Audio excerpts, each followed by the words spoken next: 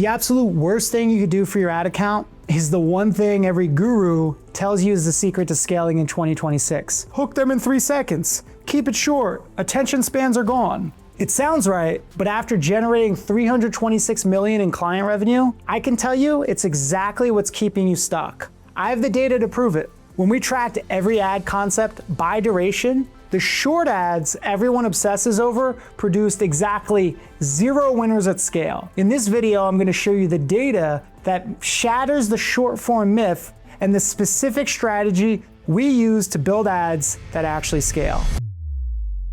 So a lot of people ask if they should just run, static images instead of going through the trouble of producing long form video. Let's look at the data from our own agency. So in Q4 of last year, our win rate on image ads was 16%, while our win rate on video ads was 21%.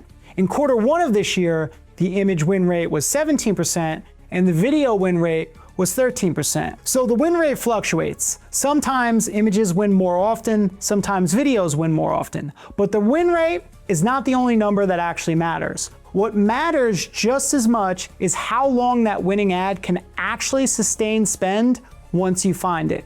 And the data on that is clear. When we looked at the average lifetime spend per winning creative concept, meaning how much money an ad can profitably spend before it fatigues and burns out, the gap between formats was significant. Across our portfolio, the average static winner at scale topped out at around $128,086 in spend. But the average video concept winner continued scaling all the way to roughly $536,463. That means when you find a winning video, you're not just getting a winner, you're getting materially more longevity and scale out of it compared to an image ad. So images are just fatiguing and burning out more than twice as fast.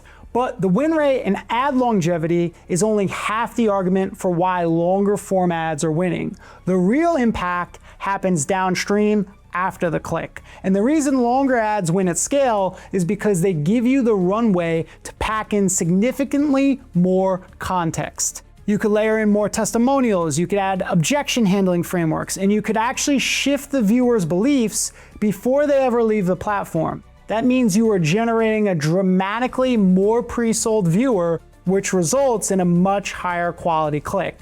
And that ripples downstream with a higher AOV and upsell take rates throughout the rest of your funnel, all made possible through longer form ads. Plus, you'll have more eyeballs hitting your ads than you'll ever have hitting your funnel. So this allows you to work that magic where the lion's share of the traffic is.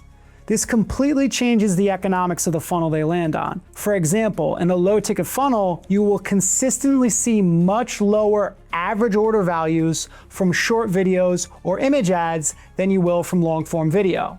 Why? Well, because longer video ads produce a much higher average order value by pre-selling the prospect before they ever hit your page. Let me give you the exact numbers from our own low ticket offer to prove this. When we run image ads, the average order value is $67.35. When we ran short videos that were under 2 minutes long, the average order value went up to about $75.23. When you combine all the image ads and the short video concepts together, the blended AOV was $71. Now, when we run video ads that are over 2 minutes or longer, the average order value spikes to over $97. Now, the trend is crystal clear. As the ads shrink or as you move to image ads, your funnel performance gets worse. So the longer your video ads are, the greater the performance of your funnel. The ad itself is doing the heavy lifting of educating the buyer, handling their objections, and pre-selling them on the value. So by the time they click, they are ready to spend more money. In fact, our best performing ad of all time for this funnel is our actual video sales letter that sits on the same page. It's over 10 minutes long, and we actually run the entire thing as an ad on Facebook. Now, you might see a lower click-through rate on a longer ad because, fewer people have the attention span to finish it. So this doesn't just apply to low-ticket funnels. It's very much the same for call funnels. We have seen a direct correlation in show-up rates based upon running longer form video ads versus static concepts. So recently we ran image ads for a book a call funnel versus a 3-minute video ad. The cost per showed call was double on the image ads, even though it was about 40% cheaper to get book calls through those exact same image ads. So if it costs $500 to get a qualified prospect to actually show up on Zoom from a long form video ad, it cost over $1,000 to get someone to show up from an image ad. The longer format gives you the runway to actually earn their commitment to showing up. Now, obviously, there's plenty of other things that impact show rate, but if we're talking specifically about what works from an advertising perspective, this works. And if you want the exact blueprint we use to make it work, you can steal our 8-figure agency's complete playbook right now. It includes all of our winning scripts, launch checklists, testing formulas, and the system that's produced $326 million in client sales. Click the link below to get access. And in the next part, we're gonna actually talk about how to build a long form ad that works. The biggest mistake people make when they hear that long form is winning is they just make a longer version of the same week ad they were already running, and it completely fails. Because making a video longer does not magically make it better. It comes down entirely to what you do with that extra time. Most ads fail before a single dollar is ever spent on testing because nobody asked the right question first. They jump straight into filming without knowing where the person watching is in their own mind. We call this their awareness level. Think of awareness level like a conversation at a party. If you walk up to a stranger, and immediately pitch them your product, they're probably gonna walk away. They don't know who you are, they don't know that they have a problem, and they certainly do not care about your solution. That person is completely unaware, and that one distinction where the viewer is in their awareness determines your hook, the type of opening you use, and your entire opening sequence. Getting it wrong means you're delivering what could be a well-written ad to the wrong awareness level. And that shows up in the data as a win rate that sits dangerously low at a 4 or 5% level and never moves regardless of budget. If you want to reach someone who is completely unaware, meaning they have not yet recognized they even have the problem your offer solves, your ad has to open up with a story. The hook draws them into a situation they recognize in their own life before any mechanism or solution is ever introduced. By the time the offer is finally named, they're already emotionally invested in the outcome because they saw themselves in the story first. This is why story-based ads consistently outperform everything else on cold traffic for unaware audience segments in particular. But if the person watching already knows they have a problem, the conversation changes completely. They know something is wrong, but they have not connected their pain to your specific solution yet. For this person, a problem solution lead or a secret lead works. You are naming what they already feel and then revealing why the solutions they've tried so far have not worked. And if they've already tried other approaches and are actively frustrated, the angle has to revolve around why those past solutions failed. This creates the opening for your mechanism, meaning the unique process or approach inside your offer to give them new belief that a better outcome is actually possible. Finally, if they're product aware or most aware, they have already been through enough funnels and heard enough claims that the story and the education are completely wasted on them. They want to know specifically what makes this different, or they just want the offer directly. We actually ran this on our own low-ticket offer for coaches and consultants. The ad was written to a solution-aware audience, people who had already tried scaling, knew paid ads were the lever, but were frustrated with what they had done so far. Our ad opened with a very specific line. If your business is stuck at 100 to 150K a month, it's not because your ads suck, it's because you do not have a system. That line speaks directly to someone who is already invested in solutions and is still stuck. It matches exactly where that audience is. And because it matched their awareness level perfectly, that single concept produced a 115% day one liquidation rate, meaning the front end revenue on day one actually exceeded the ad spend. The cost per unique sale was $87, and the true cost per sales call was negative $70, meaning we were actually being paid to generate sales calls because of the profit made on the front end. Another time, we ran what we call a reaction hook, where the creator watches a clip of the offer sales page or a client testimonial on screen and reacts to it in real time. It plays like someone discovering the product naturally rather than pitching it. Now, that concept was very much a problem solution lead, built specifically for people who knew they had a problem but had not found the right solution yet. We spent $543,613 on that single ad, and we generated $1.48 million in revenue at a 1.93 return on ad spend. We drove 1,170 unique customers and held a $464 cost per customer. Now, what both of those concepts have in common is that the hook was built around a specific awareness level of the market before anything else was decided. Now, once the lead type and hook format are right, the next variable that determines whether the concept wins is who is delivering the message. We have personally found female UGC creators, meaning women who film the ad in a casual, authentic style rather than a polished studio setting, consistently outperform the male business owners on camera for certain offer types and certain audience demographics. We have specific creators we go back to repeatedly because their win rate across concepts sits at 40 to 50%. And replacing them with someone untested is a risk we're not going to take without a strong reason. Now, for most of the offers we run, the target demographic responds more quickly to someone who looks like them or who they can identify with more easily than a business owner in, let's say, a studio setting.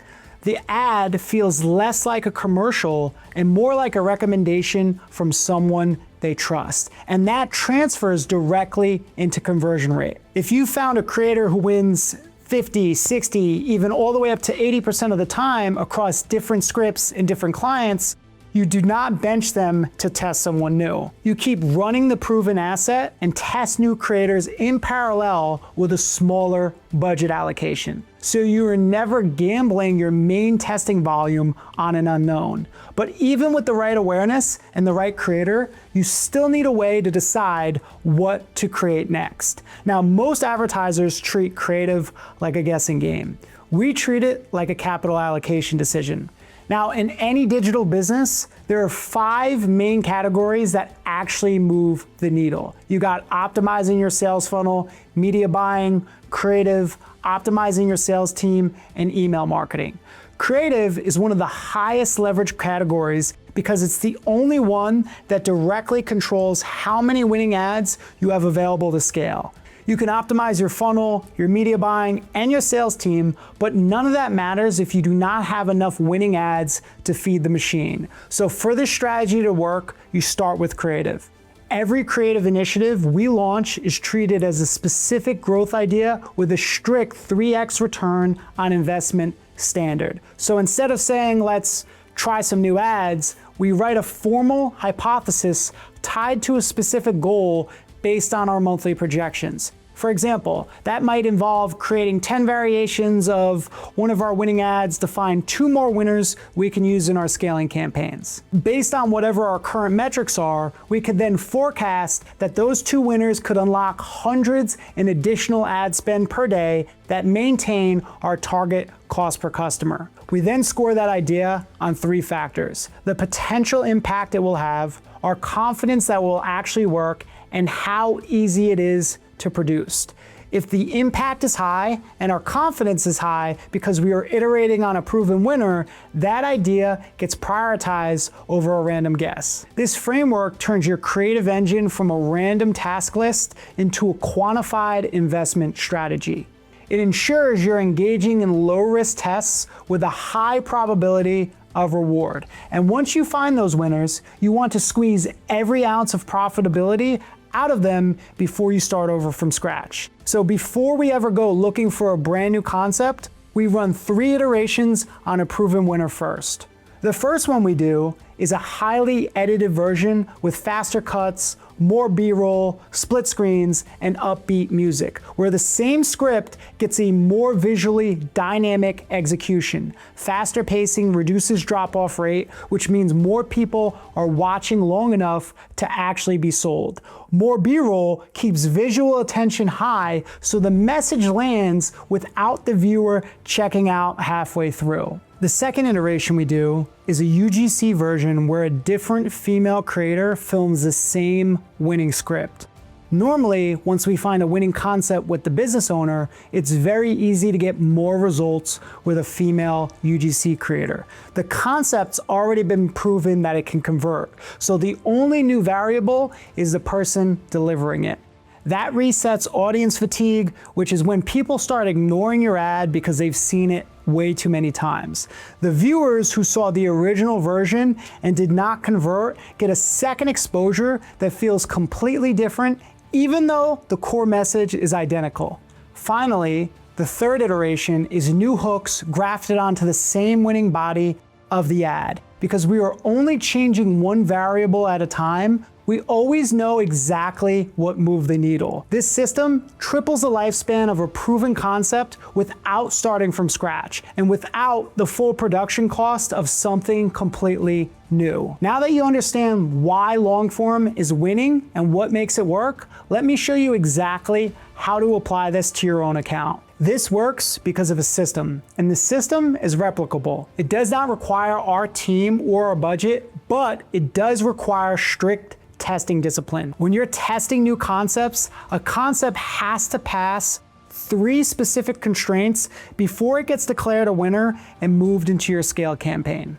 The first constraint is you have to spend enough money on a concept to get real data. The amount you spend depends on your target CPA, and it's based on a sliding scale we developed internally.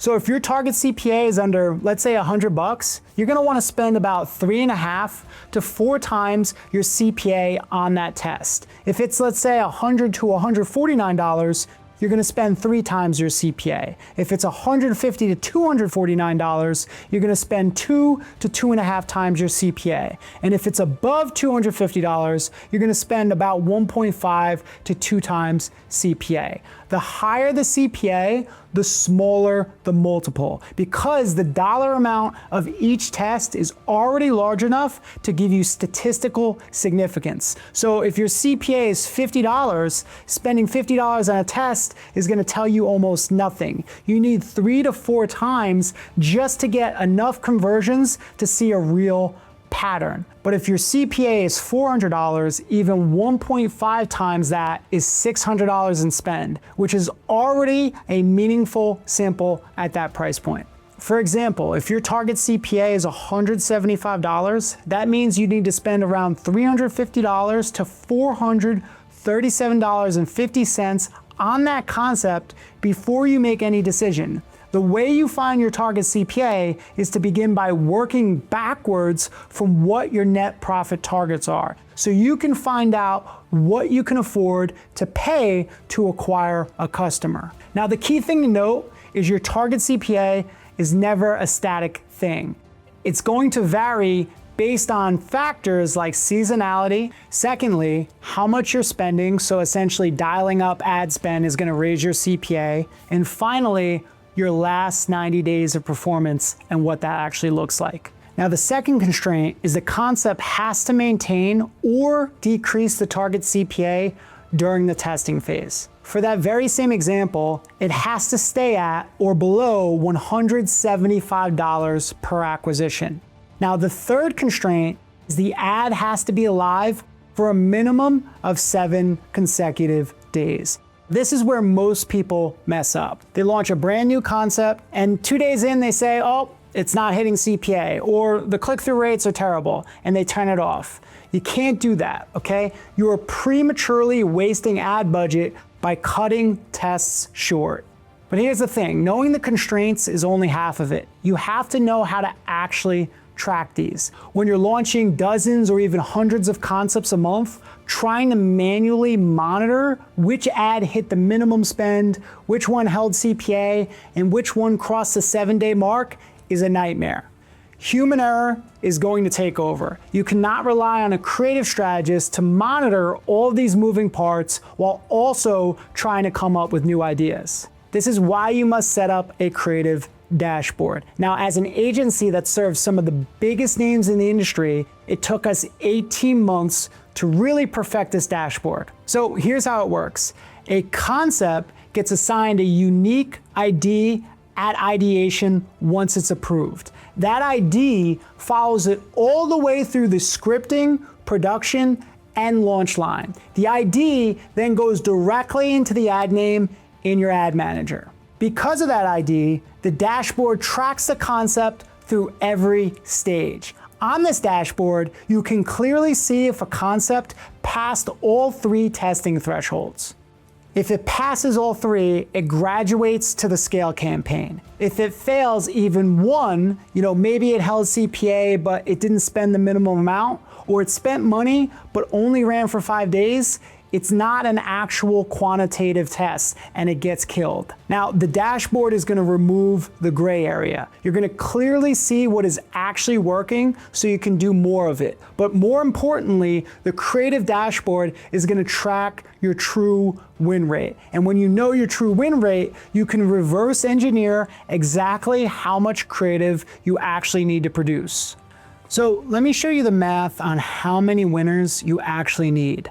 Let's say you want to increase your ad spend by about $500,000 this month, and your average lifetime spend per winning concept is $30,000 before it fatigues. If you divide $500,000 by 30K, that means you need 17 true scale-proven winners just to sustain that new spend level. Now, let's look at the real win rates from Q1 2026 from our own agency. Across our portfolio, the win rate in testing was 13%. But here's the brutal reality. Of those testing winners, only 16% actually held their CPA when we pushed 10 times the budget behind them at scale. So if you need 17 true winners at scale, and only 16% of your testing winners can survive the scale phase, you actually need to find about 106 winners in testing first.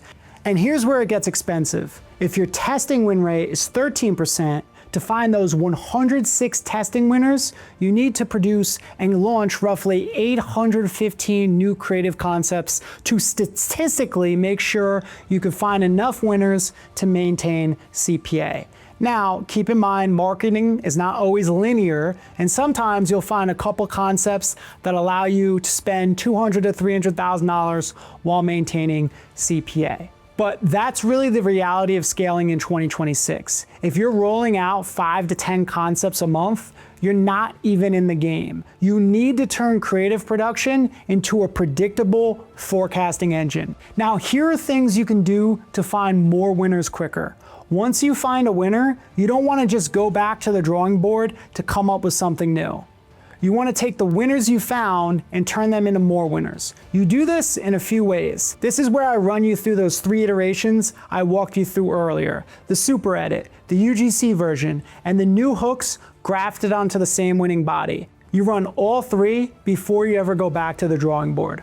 So if you're still running shorter video ads because a guru told you attention spans are dead, you're losing to advertisers who understand that long form earns a click. If you're manually tracking ad performance in spreadsheets and cutting tests on day 2, you're killing winners before they even have a chance to optimize. And if you're only launching 5 to 10 concepts a month, the math guarantees you're never gonna find enough winners to sustain scale. This is not a media buying problem. It is a creative system problem.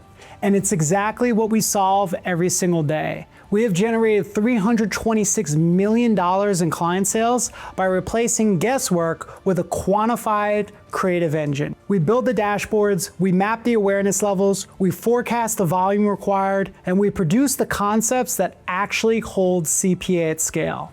And the creative engine is just one piece of the puzzle. We also diagnose the funnel constraints, test the offers, and build the back-end systems that turn those clicks into actual profit.